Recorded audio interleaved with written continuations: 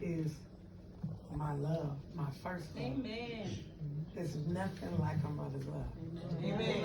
And no matter what the cost or whatever it may be, it doesn't matter when it comes to her. I loved her with an everlasting love. Yeah. That was my queen. And it was nothing that I wouldn't do for her. Nothing I wouldn't do for her. But I know that in her last days, the last week of her life, the last 2 weeks, she was always talking about Aunt Gerald, Aunt Sissy, Grandma Ada, you know. And then the day before she died, I was at Borges Hospital. We stayed in there 5 hours because she was getting ready to get a procedure done, and they couldn't do it because she was too small. But her heart was beating out of her chest. So the ambulance took her to Borges Hospital, and we stayed in there about 4 or 5 hours. And they ran every test imaginable. 3 times she had episodes where her heart was beating out her chest, and she was knocked out asleep and came out of her sleep. You know what I'm saying? And they wouldn't do anything. They wouldn't do anything. And all I wanted to do is take her back to her heart doctor that she been with for the last 10 years. That's all I wanted to do, to get the help she needed. But she couldn't get it here. But God called her home the day before. But that day in that hospital, she said, come here and sit by me and hold my hand. And I went over there and I said, she said, girl, your daddy just got up out that chair and went out the door. I said, what, mama? She said, yeah. She said, girl, I ain't crazy. I know what I saw. She said, your daddy just got up out that chair and went out the door. Then probably an hour or so later, she was ready to go because mama had Alzheimer's, so her memory was all this. It was like, why am I here? Then she said, well, go and get me some Red Man chewing tobacco.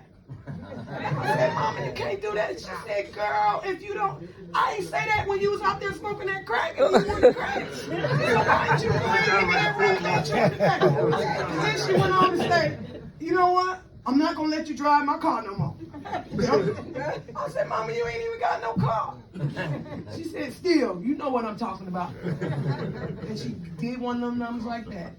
And then she totally forgot about it. And then she told me to come back again. And I did. You know, I love mama. She was hilarious. She would cuss you out. She would love on you. She had your back. I don't care.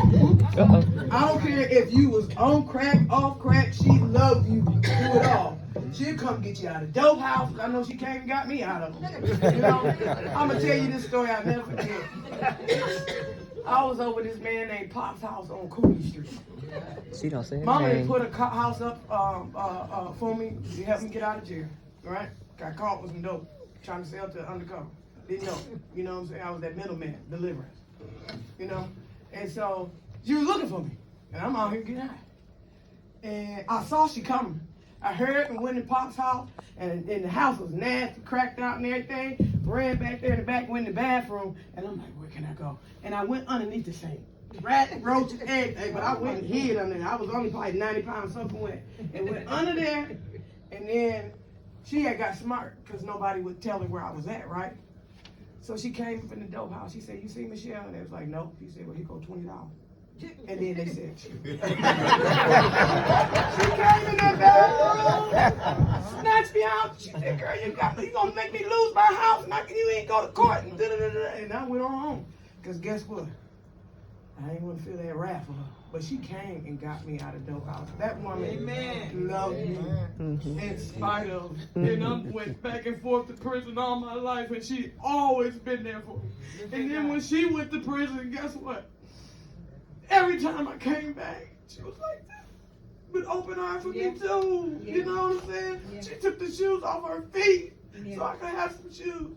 When I was pregnant with my son, she was the only one that saw me pregnant. She used to rub my belly. She took me when I was getting ready in labor. She took me up to the health clinic that's in prison. And when I had my baby, everything. I love this woman, and it's what nothing I wouldn't do for her. I don't have no regrets because God made a way. I got out of prison 5 years early at a 17-year sentence. And guess what? I went straight home to my mama. Yeah, her brother offered me to come home to be with my son, but I knew something was wrong with my mama for the last 2-3 years. And I went to my mom. I was on tether. It was, what was it? The COVID virus had just hit when I got out. And boy, I was on tether in the house, and I cleaned the house. I did everything. I washed her up, and because her back started hurting, I did everything. That's why when she came down here, she was used to being waited on and doing all type of stuff because of what I did when I was in the house. But I just did everything that I could for her. Changed her doctors, got her good ones. I mean, it was nothing that I wouldn't do for her. And I can sit here today and I don't have no regrets. None whatsoever. I'm just going to miss her to death. Because guess what? It's nothing like a mother's love. And my mama was down. You see what I'm saying? She was there. She wasn't the type of mama that was not on point. She was always on point. Whether she was in the right state of mind or not. She loved us, Michelle. She loved her children, period. And she loved each and every one of y'all. All y'all, she loved y'all. Big mama. Always did. You could get something out of her. I don't care if it was a love or she wasn't really affectionate, like huggy type, but you knew that she loved you. She knew that. Look at her. Look at her. Amen. In loving memory. Amen.